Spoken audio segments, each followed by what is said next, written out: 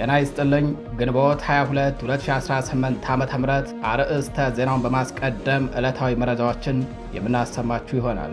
በቀጠለው ዘመቻ ሻህ ሰይድ የምኒልክ ዕዝ የሜካናይዝድ ምድብተኞች በፈጸሙት ኢላማውን የጠበቀ የሞርተር ድብደባ በጠላት የ45ኛ ክፍለ ጦር ዋና አዛዥ ኮሎኔል ተርፋታን ጨምሮ የክፍለ ጦሩ ድሽቃ ምድብተኞችና ሌሎች የሬጅመንት አዛዦች መገደላቸው ታወቀ።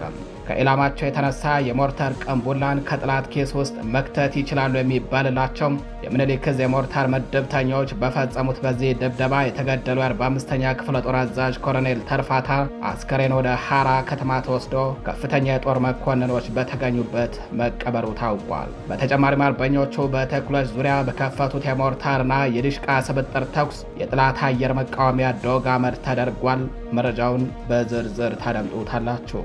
በሌላኛው መረጃችን የአገዛዙን የይስሙላ የጨበራ ምርጫ በሽንፋና አይንባ ግንባሮች በፋኖ ጠንካራ ምት ከሽፎ በርካታ የአገዛዙ ወታደሮች ግብዓተ መሬታቸው ተፈጸመ። በሽንፋ ግንባር የአገዛዙን ጥምር ሰራዊት አከርካሪ የሰበሩት የበላይ ዘለቀ ዕዝ አርበኞች የጠላትን ተሽከርካሪ ከነሰራዊቱ ዶግ አመድ በማድረግ የውጊያ ካርታውን ቀይረው አካባቢውን የአገዛዙ ሰራዊት መቀበሪያ አድርገውታል። በተመሳሳይ እነዚሁ የበላይ ዘለቀ ዕዝ አርበኞች ከጎንደር ከተማ በቅርብ ርቀት የምትገኘው አይንባ ከተማን በቁጥጥር ስር በመዋል ከ20 በላይ የአገዛዙ ወታደሮችን በመደምሰስና የብልጽግናን መዋቅር በማፈራረስ አንጸባራቂ ድል ተቀዳጅተዋል። መረጃውን ታደምጡታላችሁ። በሌላኛው መረጃችን የቴዎድሮስ ዕዝ አርበኞች በእነማይ ወረዳ ሁለት አምባ ዲቢሳ አካባቢ የአገዛዙን የሐሰት ምርጫ ለማስፈጸም ሲንቀሳቀስ በነበረ ቅጥረኛ ኃይል ላይ በፈጸሙት የደፈጣ ጥቃት የሻለቃ መሪውንና የብሬን ተኳሹን ጨምሮ ከ17 በላይ ወታደሮችን መደምሰሳቸው ታውቋል። በጥቃቱ የጠላት ኃይልን ጭኖ ሲንቀሳቀስ የነበረ አንድ ተሽከርካሪም ከጥቅም ውጭ ተደርጓል። የአማራን ሕዝብ እልቂት ለማራዘምና በምርጫ ስም የብልጽግናን አገዛዝ ዕድሜ ለማስቀጠል በሚሰሩ ባንዳዎች ላይ የቴዎድሮስ ዕዝ አርበኞች የሚወስዱትን ጥብቅ እርምጃ አጠናክረው ቀጥለዋል። መረጃውን ታደምጡታላችሁ። ጤና ይስጥልኝ አድማጭ ተመልካቾቻችን፣ እነዚህንና ሌሎች የዛሬ ግንቦት 22 2018 ዓ.ም ዕለታዊ የግንባር መረጃዎችን እንዲሁም ሌሎች የሀገር ውስጥና የውጭ መረጃዎችን አጠናቅረን ይዘን ቀርበናል። አብራችሁን ቆዩ።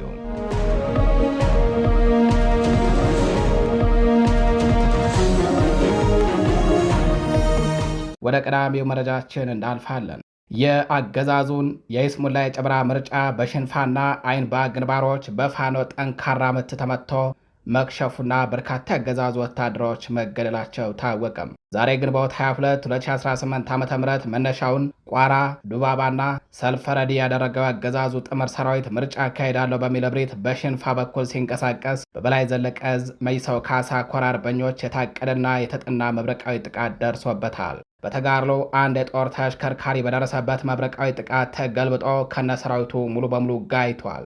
በዚህ ተጋድሎ ሙትና ቁስለኛ ከመሆን የተረፈው የጠላት ኃይል አስከሬኑንና ቁስለኛውን እያዝረከረከ እግሬ አውጪኝ በማለት በመበተኑ አካባቢው በፋኖ ቁጥጥር ስር ገብቷል። በዚህ ቀጠና ተጨማሪ ከገባው ኃይል ጋር ከባድ የጨበጣ ውጊያ እየተደረገ ሲሆን የበላይ ዘለቀ ዕዝ አርበኞች ውጊያውን በበላይነት በመምራት በአገዛዙ ጦር ላይ የጥቃት ሱናሚ እያወረዱበት እንደሚገኙ ታውቋል። ትንቅንቁ እንደቀጠለ ነው። ውጊያው ሲጠናቀቅ ተጨማሪ ዝርዝር መረጃዎችን የምናደርሳችሁ ይሆናል። በተያያዘ በዚያው በጎንደር ጠቅላይ ግዛት ቀጠና የበላይ ዘለቀ ዕዝ አርበኞች በጎንደር አይንባ ከተማ በፈጸሙት ተጋድሎ ከ20 በላይ የአገዛዙ ወታደሮችን በመደምሰስና የብልጽግናን መዋቅር በማፈራረስ ታላቅ ድል ተቀዳጁ። በምዕራብ ፋኖ ብሔራዊ ንቅናቄ ጎንደር ጠቅላይ ግዛት በላይ ዘለቀ ዕዝ ዳግማዊ ቴዎድሮስ ኮር ታድሎ ብርሃን ክፍለ ጦርና ከ202ኛ ኮር በጌምድር ክፍለ ጦር አይሸሽም ብርጌድ በመቀናጀት ዛሬ ግንቦት 22 2018 ዓ.ም ከንጋት ጀምሮ በአይንባ ከተማ የተለያዩ ቦታዎች ላይ መሽጎ በነበረ የጠላት ኃይል ላይ መብረቃዊ እርምጃ ተወስዷል።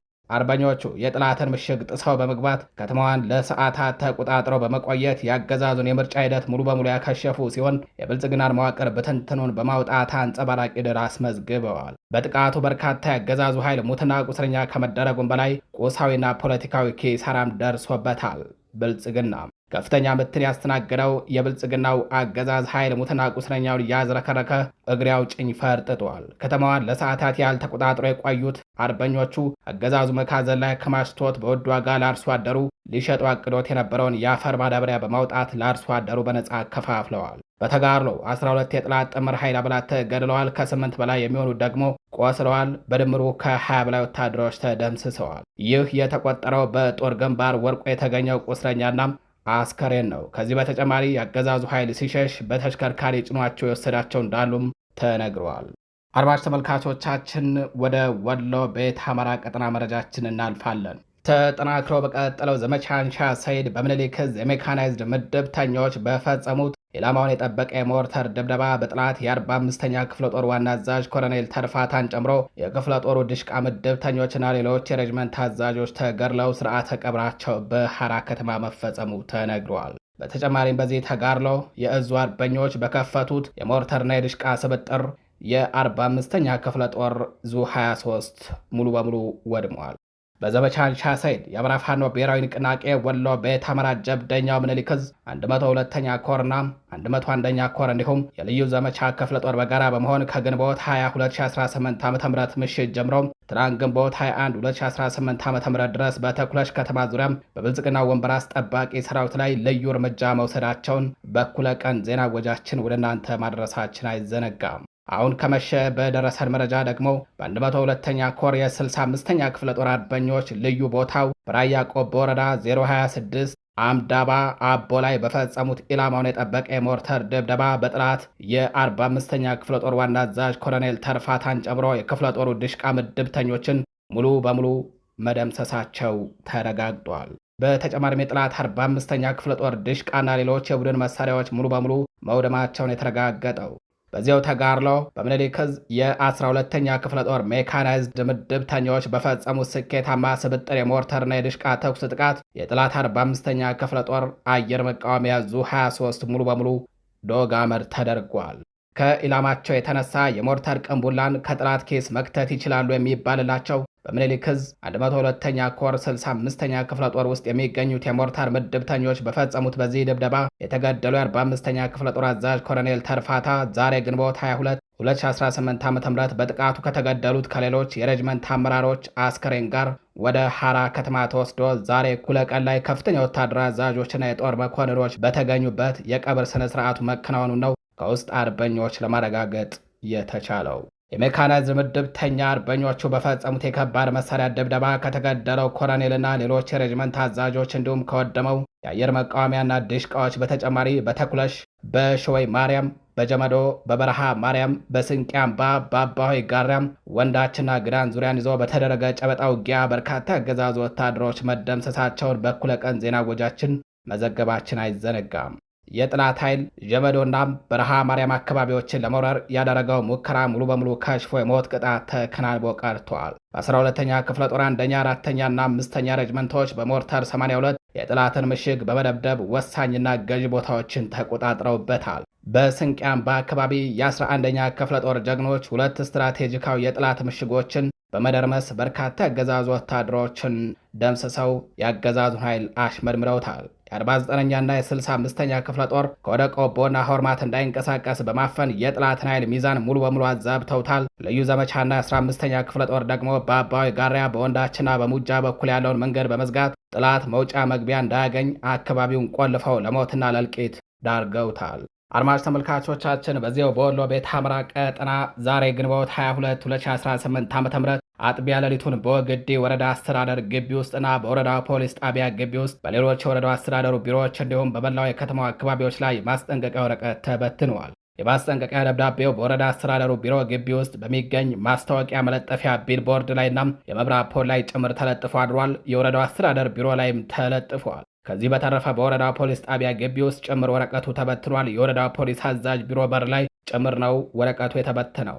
ከነጋ በኋላ ካድሬዎቹ እየታመሱ ውለዋል። እንዴት ሊሆን ቻለ በሚል ገሚሶቹ ፋኖ በትናንሽ ድሮን ታግዞ በትኖብን ነው ሲሉ፣ ቀሪዎቹ ደግሞ ከኛ ውስጥ የፋኖ ሰው አለ በሚል እርስ በርስ በከባድ ጥርጣሬና ለመተማመን ውስጥ ተዘፍቀዋል። የተበተነው ደብዳቤ አገዛዙ ምርጫ አደርግበታለሁ ባለበት ዕለት በየምርጫ ጣቢያው የትኛውም ሰው ተሰባስቦ እንዳይገኝ፣ ቢገኝም በሚወሰድበት የከባድ መሳሪያ እርምጃም ኃላፊነቱን ራሱ እንደሚወስድ በጥብቅ የሚያስጠነቅቅ ነው። ይህ ወረቀት መበተኑን ተከትሎ የወግዴ ወረዳ አስተዳደር እንዲሁም በወረዳው የሚገኘው የጠላት 11ኛ እዝ አንድ ኮር የከተማዋ ነዋሪዎችን በጅምላ ያፈሰ ውሏል። እስካሁን ባለው ከ150 በላይ ንጹሃኖች ለእስር መዳረጋቸውም ተነግረዋል። አድማጭ ተመልካቾቻችን ወደ ምዕራብ አማራ ጎጃም ቀጠና መረጃችን እናልፋለን። የቴዎድሮስ ዕዝ አርበኞች በእነማይ ወረዳ ሁለት አምባ ደቢሳ አካባቢ አገዛዙን የሐሰት ምርጫ ለማስፈጸም ሲንቀሳቀስ በነበረ ያገዛዙ ቅጥረኛ ሰራዊት ላይ በፈጸሙት የደፈጣ ጥቃት የሻለቃ መሪውና የብሬን ተኳሹን ጨምሮ 17 ወታደሮችን ሲደመስሱ በጥቃቱ የጠላትን ኃይል ጭኖ ሲንቀሳቀስ የነበረ ተሽከርካሪን ከጥቅም ውጭ አድርገዋል። በምዕራብ ፋኖ ብሔራዊ ንቅናቄ ቴዎድሮስ ዕዝ 102ኛ ኮር የ64ኛ ክፍለ ጦር አርበኞች በወሰዱት መብረቃዊ እርምጃ የሻለቃ መሪውና የብሬን ተኳሹን ጨምሮ 10 የአድማ ብተና የፖሊስና የሚሊሻ አባላት መገደላቸው ተረጋግጧል። የደጃዝማች በላይ ዘለቀ ልጆች በወሰዱት እርምጃ የጠላት ኃይል አከርካሪው ተሰብሮ ተሽመድምዷል። ዛሬ ግንቦት 22 2018 ዓ.ም የአገዛዙን የሐሰት ምርጫና የመንገድ ክልከላ ጥሶ በባጃጅ ሲንቀሳቀስ የነበረ የጥፋት ኃይልን አርበኞቹ በቁጥጥር ስር አውለዋል። ይህንን የባንዳ ስብስብ ለማስለቀቅ ከየትመን ከተማ ወደ ሁለት አምባ ደቢሳ ቀበሌ በኦባማ ተሽከርካሪ የተንቀሳቀሰው የጠላት ኃይል በፌዴራል መንገድ ጥቁር አስፓልቱ ላይ በፋኖ ጀግኖች የደፈጣ እርምጃ ተወስዶበታል። በዚህም 10 ያገዛዙ ወታደሮች ወዲያውኑ ሲገደሉ 7ቱ ደግሞ ከባድና ቀላል ቁስለኛ ሆነው ወደ ደብረ ማርቆስ ሆስፒታል ተወስደዋል። ከነዚህ መካከል ለዓለም ጌታነህ የአድማ ብተና ሻለቃ መሪ ተገድሏል። ይታያል ሙሉቀን የፖሊስ ብሬን ተኳሽ ተገድሏል። ቢያድግ አይችሉህም የማኅበራት ጽሕፈት ቤት ኃላፊ ቁስለኛ ተደርጓል። ሴር ዳውድ የሚኒሻ አመራር ቁስለኛ ተደርጓል። ጌትነት ውበት፣ ስማቸው ዮሐንስ፣ ይበልጣል ሹፈራው ቁስለኛ ተደርገዋል። የጠላት ኃይል የጫነው አንድ ኦባማ ተሽከርካሪ ከጥቅም ውጭ ሆኗል። አገዛዙ የደረሰበትን ሽንፈት ለማካካስ እንደለመደው የቂም በቀል በትሮን በንጹሐን ላይ አሳርፈዋል። የአገዛዙ ኃይሎች አየለ ግሩም የተባለውን በሹፍርና ሙያ ላይ የተሰማራ ንጹሕ ሰውን በጭካኔ የገደሉ ሲሆን በየትመን ከተማ አቶ በላይነህ አድማስን በ4 ጥይት በመምታት ክፉኛ ቁስለውታል። በፋኖ የደፈጣ ጥቃት የገባበትን ሽንፈት በቅምቅ መቋቋም ያልቻሉ አገዛዙ ከደብረ ማርቆስ ከደጀንና ጢቅ የተሰባሰበ ኃይሉን በመድፍ በአየር መቃወሚያና በአራት ድሽቃ ጭምር በማደራጀት ወደ ሸበል በረንታ መርገጭ ንዑስ ከተማ በመግባት በንጹሐን ላይ የከባድ መሳሪያ ተኩስ ከፍቷል። ይህ አረመኔያዊ ተግባር ያገዛዙን የውድቀት ማቅ መከናነብ የሚያሳይ መሆኑም ተጠቁሟል። የተከበራችሁ አድማጭ ተመልካቾቻችን መረጃዎቻችን እንደቀጠሉ ናቸው። ወደ ሌላኛው መረጃችን እናልፋለን። ሐሙስ ግንቦት 20 2018 ዓ.ም ከረፋዱ 4 ሰዓት ገደማ ከአማራ ክልል ወደ አዲስ አበባ ሲጓዝ የነበረ የሕዝብ ማመላለሻ አውቶቡስ በኦሮሚያ ክልል ወረጃ አርሶ ወረዳ ከጓጽዮን በ6 ኪሎ ሜትር ርቀት ላይ ልዩ ስሙ ቀሬ ቡሃ በተባለ ቀበሌ ላይ በታጠቁ ኃይሎች መታገቱን መዘገባችን ይታወሳል። በዚህ አሰቃቂ ድርጊት በአውቶቡስ የነበሩ ተሳፋሪዎች በሙሉ ታፍነው ወደ ጫካ የተወሰዱ ሲሆን እስካሁን በወጣው መረጃ መሰረት 6 ሰዎች መገደላቸው ታውቋል። እገታው ከተፈጸመበት ቦታ በቅርብ ርቀት የነበሩ ማኞች እንደገለጹት ታጣቂዎቹ ተሳፋሪዎቹን ወደ ጫካ በሚወስዱበት ወቅት መሮጥ ያልቻሉ በርካታ ሰዎች ሊገደሉ እንደሚችሉ ስጋታቸውን ገልጸዋል። ይህ አሰቃቂ ድርጊት የመንግስት መዋቅር ተሳትፎ እንዳለበት የተነገረ ሲሆን አካባቢው ሁለተኛ ሊዶረው እየተባለ መጠራቱን የዓይን እማኞች ተናግረዋል። በተጨማሪም በከተማ ውስጥ ባሉ የመንግስት መዋቅር ውስጥ የሚሰሩ አካላት ድንገተኛ የሀብት መደለብ ማለትም የሪል ስቴት ባለቤት እየሆኑና ድርጊቱን በተመለከተም ህዝቡ በጥርጣሬ እንደሚመለከታቸው እማኞች አክለው ገልጸዋል። በከተማዋ ነዋሪዎች ዘንድ ታጣቂዎቹ ከጫካ የመጡ ናቸው ወይስ የከተማዋ አስተዳደር አካል የሚል ጥያቄዎችና ቀልድ መሰል እውነታዎች መናገራቸውንም መረጃዎች ያመላክታሉ።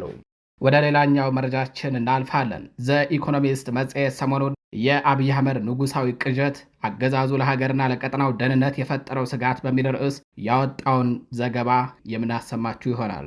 የስልጣን ጥመኛው አብይ አህመድ እየተከተለው ያለው የሀገር ግንባታ ፍልስፍናም ኢትዮጵያን ለከፍተኛ መበታተን፣ ቀጠናውን ደግሞ ለቀውስ እየዳረገ ነው ይላል ዘ ኢኮኖሚስት በዘገባው። መጽሔቱ እንዳጋለጠው አገዛዙ ዲሞክራሲን እውን እናደርጋለን በሚል የገባውን ቃል በመጣት ስልጣኑን በማዕከላዊነት በማጠናከር ኢትዮጵያን እንደ ቀድሞ ንጉሳዊ ዘመን ራሱን ብቻ የሚወስንባት ግዛት ለመገንባት እየተንቀሳቀሰ ይገኛል ብሏል።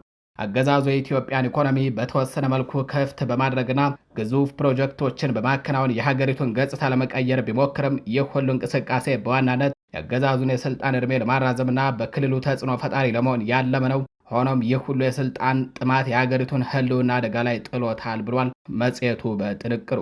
አገዛዙ ወደ ስልጣን ሲመጣ ቃል ገብቶት የነበረው የዲሞክራሲ ሽግግር ዛሬ በጉልበትና በተንኮል በተገነባ አምባገነንነት ተተክቷል። ከቀድሞ ንጉሠ ነገሥት ኃይለ ሥላሴ ወዲህ ታይቶ በማይታወቅ ሁኔታ ስልጣኑን ለግል ጥቅሙ አውሎታል። በሰኔ ወር በሚካሄደው ምርጫ ለሕዝብ ምንም አይነት እውነተኛ ምርጫ እንደማይቀርብለትና አገዛዙ በቃሉ መሰረት ከስልጣን የመውረድ ፍላጎት እንደሌለው ግልጽ ሆኗል። ይልቁንም አገዛዙ በብሔራዊ ምክክር ስም ሕገ መንግሥቱን በመቀየር ለብዙ አስርተ ዓመታት በስልጣን ላይ ለመቆየት አቅዷል ይላል መጽሔቱ። ኢትዮጵያ በብዝሃነቷ በሰላም ለማስተዳደር ካለመቻል ይልቅ አገዛዙ በፈጠረው ግጭት ሀገሪቱ ወደ ትርምስ ውስጥ ገብታለች። በተለይም በትግራይ ክልል የተካሄደው አሰቃቂ የእርስ በርስ ጦርነት የአገዛዙን ኢሰብአዊነትና ጭካኔን ያሳየ ሲሆን በሺዎች የሚቆጠሩ ሰዎች ሕይወትን ቀጥፏል ይላል መጽሔቱም። በአገሪቱ ያሉ ሌሎች ግጭቶች አሁንም ድረስ አገዛዙ የሀገሪቱን ደህንነት ማስጠበቅ እንዳልቻለም ማሳያ ናቸው። አገዛዙ ከኤርትራ ጋር የነበረውን ግንኙነት እንደ መስመር በመጠቀም አሁን ደግሞ የኤርትራን የባህር በር ለመቆጣጠር የሚያሳይ ፍላጎት ማሳየቱ ለቀጠናው ሰላም ትልቅ ስጋት ደቅኗል ይላል መጽሔቱ። ይህ አካሄድ በኢትዮጵያና በኤርትራ መካከል እንደገና ወደ ጦርነት የሚመራው ውጥረት እንዲፈጠር ምክንያት ሆኗል። የዓለም አቀፍ ማህበረሰብ በተለይም ምዕራባውያን ሀገራት አገዛዙን በማሞገዝ ለሚፈጽሟቸው ጥፋቶች እውቅና መስጠት ማቆም አለባቸው ሲልም መጽሔቱ ያሳስባል። የታሪክ ትምህርትን እንደሚያስተምረን በልኩ ያልተገታ ስልጣን መጨረሻው መውደቅ ነው። በመሆኑም የዓለም አቀፍ ተጽዕኖ ፈጣሪዎች የንግድና ኢንቨስትመንት ድጋፋቸውን በመጠቀም አገዛዙን ከዚያ አደገኛ ጎዳና እንዲመለስ ግፊት ማድረግ ይኖርባቸዋል ሲልም መጽሔቱ በጥንቅሩ አሳስበዋል። አድማጭ ተመልካቾቻችን መረጃዎቻችን እንደቀጠሉ ናቸው። ወደ ሌላኛው መረጃችን እናልፋለን። በአገዛዙ እስር ቤቶች የተፈጸሙ አስነዋሪ የሰብአዊ መብት ጥሰትን በሚመለከት ኢሰመኮ ባወጣው ሪፖርት አጋለጠም። በአማራ ክልል በሚገኙ ማቆያ ጣቢያዎች የአገዛዙ የጸጥታ ኃይሎች በዜጎች ላይ የፈጸሙት ያለው ጭካኔ የተሞላበት ህገወጥ እስር፣ ድብደባ፣ የሰብአዊ መብት ረገጣና የፍርድ ቤት መብት መከልከል የኢትዮጵያ ሰብአዊ መብቶች ጉባኤ ባወጣው ሪፖርት ይፋ ሆነዋል። በባህር ዳር፣ ጎንደር፣ ሰሜን ጎጃም እና ሰሜን ሸዋ ዞኖች አገዛዙ የፈጠረውን የሽብር ማዕከል የተመለከቱ ሪፖርቶች ዜጎች ያለ ፍርድ ቤት ትዕዛዝ ለወራት እንደሚታሰሩና በአሰቃቂ ድብደባ እንደሚፈተኑ በማጋለጥ የፋሽስቱ አገዛዝ አስነዋሪ ገጽታን አሳይቷል። በአማራ ክልል በ32 የፖሊስ ጣቢያዎች ላይ የተደረገው ክትትል የአገዛዙ ኃይሎች ህግን በገዛ እጃቸው በመሻር በሰላማዊ ዜጎች ላይ ያደረሱት ያለውን የሰብአዊ መብት ጥሰት ማሳያ ሆኗል። ሪፖርቱ እንደሚያመለክተው አገዛዙ ወቅታዊ ጉዳይ በሚል ሽፋን ግለሰቦችን እስከ 7 ወራት ድረስ ያለ ፍርድ ቤት ውሎ በእስር በማቆየት የህግ የበላይነትን ረግጦ ይገኛል ብለዋል። በእስረኞች ላይ እየተፈጸመ ያለው የቃል ስድብ፣ ማስፈራራት፣ ድብደባና አካላዊ ቅጣት አገዛዙ ፖሊስ መዋቅሩን ተጠቅሞ በህዝብ ላይ እያካሄደ ያለውን የጭቆና ዘመቻን ያሳያል። ተጠርጣሪዎችን በህግ በተደነገገው የ48 ሰዓታት ጊዜ ውስጥ ፍርድ ቤት አለማቅረብና ቆልፎ ማስቀመጥ አገዛዙ ለራሱም ህግ የማይገዛ መሆኑን ያረጋገጠ ነው። ተጠርጣሪዎች የህግ አማካሪ እንዳያገኙ መከልከላቸው የአገዛዙን ኢሰብአዊ አሰራር በግልጽ የሚያሳይ ነው። ሪፖርቱ አገዛዙ ጥፋቱን ለመሸፈን የሚጠቀምበት የፕሮፓጋንዳ መሳሪያ ቢሆንም በክልሉ ላይ ያለውን እውነተኛ የመብት ረገጣ መደበቅ ግን አልቻለም ብሏል። ይህ አገዛዙ በየቦታው እየፈጸመ ያለው ግድያ፣ የዘፈቀደ እስር፣ የንብረት ውድመትና የሰብአዊ መብት ጥሰት የአማራ ፋኖ ለሚታገልበት ምክንያት አስረጂ ሆኖም ተገኝቷል። አድማጭ ተመልካቾቻችን መረጃዎቻችን ቀጥለዋል። አምነስቲ ኢንተርናሽናል በኢትዮጵያ ውስጥ የሚዲያ ፈና ብሶበታል ሲል ገለጸም። ዓለም አቀፉ የሰብአዊ መብቶች ተቋም አምነስቲ ኢንተርናሽናል ዛሬ ባወጣው መግለጫ በኢትዮጵያ ውስጥ የሚካሄደው ምርጫ በማስመልከት በፕሬስ ነጻነት ላይ የሚፈጸመው ጥቃት ተጠናክሮ መቀጠሉን አስታውቋል። ከቅርብ ወራት ወዲህ የኢትዮጵያ ባለስልጣናት በነፃ ሚዲያዎች ላይ የዘፈቀደ እስር፣ በግዳጅ መሰወር፣ በህገወጥ መንገድ መከታተልና የሚዲያ ፍቃዳቸውን የመሰረዘ እርምጃ ሲወስዱ መቆየታቸውን አውስቷል። የድርጅቱ የምስራቅና ደቡባዊ አፍሪካ ዳይሬክተር ቲንግ ቻጉታ ሲናገሩ የኢትዮጵያ ባለስልጣናት እየጨመረ የመጣውን የአምባገነናዊነት ባህሪያቸውንና በሚዲያዎች ላይ የሚፈጽሙትን ጭቆና በአስቸኳይ ማቆም አለባቸው ካለ በኋላም የስልታዊ እርምጃ መራጭ ዜጎች ከገለልተኛ ሚዲያዎች መረጃ እንዳያገኙ ማድረጉን ገልጸው ዓለም አቀፉ ማህበረሰብ ጫና እንዲያደርግ ጥሪ አቅርበዋል። ጋዜጠኞቹ ከመንግስት የሚደርስባቸውን የበቀል እርምጃ በመፍራት ራሳቸውን ሳንሱር እንደሚያደርጉም ጠቅሷል። ፖለቲከኞች መንግስትን ወይንም ገዢውን ፓርቲ የሚተች መግለጫ ለሚዲያ ለመስጠት ፍርሃት ያደረባቸው መሆኑን ሌላኛው ችግር መሆኑን ለአምነስቲ አስተያየት የሰጡ ጋዜጠኛ አስረድተዋል። አድማጭ ተመልካቾቻችን ወደ ጎረቤት ሀገር መረጃችን እናልፋለን። በአውሮፓ ህብረት የኤርትራ አምባሳደር የነበሩትና አሁን የየመን የሰላም ሂደት ከፍተኛ አማካሪ በመሆን እየሰሩ ያሉት አምባሳደር አምደ ብርሃን ወልደ ጊዮርጊስ በፕሬዝዳንት ኢሳያስ አፈወርቂ ላይ ከፍተኛ ትችት ሰነዘሩ። አምባሳደሩ ፕሬዝዳንት ኢሳያስ ሊያሳስባቸው የሚገባው ከአሜሪካ ብድር ይልቅ የኤርትራ በጀት ነው ሲሉም ተችተዋል። ፕሬዝዳንት ኢሳያስ የኤርትራን 35ኛ ዓመት ምክንያት በማድረግ ባሰሙት ንግግር የአሜሪካ ዕዳ ባለፈው ዓመት $30 ትሪሊየን ነበር፣ አሁን ግን 40 ትሪሊየን ደርሷል ከማለታቸውም በላይ በአሜሪካ የኢኮኖሚ ፖሊሲ ላይ ማብራሪያ መስጠታቸው ይታወሳል። አምባሳደር አምደ ብርሃን ከቢቢሲ ትግረኛ ጋር ባደረጉት ቃለ ምልልስ ፕሬዝዳንት ኢሳያስ ሊያሳስባቸው የሚገባው ከአሜሪካ ብድር ይልቅ የኤርትራ በጀት ነው ያሉ ሲሆን ጨምረውን ፕሬዝዳንቱ ግልጽነትና ተጠያቂነት ስለሌላቸው ይህንን ጉዳይ እንደማያነሱትም ገልጸዋል። ሲናገሩም አንድ የሀገር መሪ በነጻነት ቀን ወይም በብሔራዊ በዓል ላይ የሚያደርገውን ንግግር ማተኮር ያለበት በውስጣዊ ጉዳይ በአገሪቱ ውስጥና በህዝቡ ሁኔታ ላይ ነበር። ይሁንና የእሳቸው ንግግር ግን እንደ መሪ ሳይሆን እንደ ዓለም አቀፋዊና ቀጠናዊ ጉዳዮች ተንታኝ ነበር ብለዋል። በምዕራቡ ዓለም በተለይም አሜሪካ የምትከተለው የተሳሳተ ፖሊሲ በኤርትራ ላይ ተጽዕኖ በመፍጠሩ የተነሳ ይህንን መናገራቸውን በመሞገት ጋዜጠኛው ላቀረበላቸው ጥያቄ አምባሳደሩ ሲመልሱ እንዲህ አይነቱ አባባል ለአስተዳደር ድክመት ማስተባበያ ነው። ይህ በእርግጥ አንዱ ምክንያት ቢሆንም ዋና የሚባል ግን አይደለም ብለዋል። በየዓመቱ የልማት ፕሮግራሞች እያሉ ፕሬዝዳንቱ ይናገራሉ። እነዚህ ልማት ፕሮግራሞች ሲነገሩ አሁን ከ30 ዓመት በላይ የሞላቸው ቢሆንም በመሬት ላይ አልታዩም በማለት ገልጸው የኤርትራን ችግር ውስጣዊ እንጂ ውጫዊ አለመሆኑን አስረድተዋል። በአሜሪካና በኤርትራ መካከል ግንኙነት ለማደስና ማዕቀብ ለማንሳት ጥረት መጀመሩን አስመልክቶ የሚሰራጩትን ዘገባዎች የተጠየቁት አምባሳደሩ ሲጀመር ማዕቀቡ የተናጠል ፍትሐዊ አልነበረም፣ ህጋዊ ማዕቀብ የሚሆነው የተባበሩት መንግስታት ድርጅት ቢጥል ነበር። በአሜሪካ የተጣለው ማዕቀብ ህገወጥ በመሆኑ ይህንን ማንሳቱ አግባብ ነው ካሉ በኋላ እስካሁን የተነሳ ነገር እንደሌለና ጉዳዩ በሀሳብ ደረጃ እንደሚገኝም አስረድተዋል። የተከበራችሁ አድማጭ ተመልካቾቻችን ወደ ሌላኛው መረጃችን እናልፋለን። የሱዳን ጦር ኃይል በምስራቃዊ ግንባር ድል እየቀናው መሆኑን ገለጸም። በሌተናል ጀነራል አብዱል ፈታህ አልቡርሃን የሚመራው የሱዳን ጦር ኃይል በምስራቃዊ የሀገሪቱ ክፍል በሚደረገው ውጊያ ድል እያገኘ መሆኑን አስታውቋል። ሱዳን ትሪቡን እንደዘገበው የጦር ኃይሉ 4ኛ እግረኛ ክፍለ ጦር በአካባቢው የተፋላሚ የመጨረሻ ምሽግ ነው ያለውን ኩሙሩክ ከተማን ለመቆጣጠር እየገፋ እንደሚገኝ ገልጿል። ከተፋላሚው ፈጥኖ ድራሽ ኃይል በደቡባዊ ኩሙሩክ ከሚገኘው አልባራካ አካባቢ የተቃጣበትን ጥቃት መመከቱን የጠቀሰው የጦር ኃይሉ በዚህም በተፋላሚው ኃይል ላይ ከፍተኛ ሰብአዊ ጉዳት ማድረሱንና በርካታ ተሽከርካሪዎችና የጦር መሳሪያዎችን መያዙን አስታውቋል። እንደ ዘገባው የሱዳን ጦር በአሁኑ ወቅት በኩምሩክ ከተማ በሰሜንና ደቡብ አቅጣጫ ወደፊት እየገሰገሰ ሲሆን በከተማ ውስጥ የሚገኙ የተፋላሚው ታጣቂዎች ላይ በሁለት መልኩ ከበባ እያደረገ ነው ተብሏል። ከኢትዮጵያ ድንበር አቅራቢያ በሚገኘው ኩምሩክ ከተማ አካባቢ ስለሚደረገው ስለዚህ ውጊያ ተፋላሚው ፈጥኖ ድራሽ ኃይል እስካሁን በይፋ ያለው ነገር የለም። የተከበራችሁ አድማጭ ተመልካቾቻችን ለዛሬ ግንቦት 22 2018 ዓ.ም ይዘናቸው የነበሩት ዕለታዊ መረጃዎቻችን እነዚህን ይመስላሉ። በሌሎች አዳዲስ መረጃዎች እስከምንገናኝ ከቀሪ ጣቢያችን ዝግጅቶች ጋር ቸር ቆዩ።